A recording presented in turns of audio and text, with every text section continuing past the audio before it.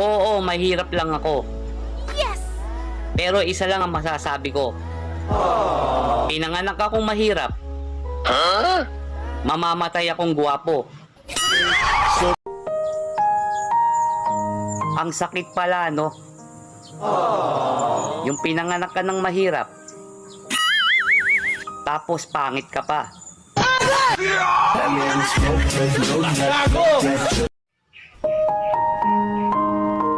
Totoo pala ang sabi nila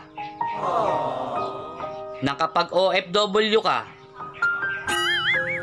nasa abroad ka.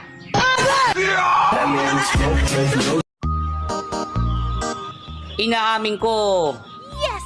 hindi ako masarap magluto. Kung ayaw mo ng luto ko, Tuloy mo yan! ako na lang kainin mo.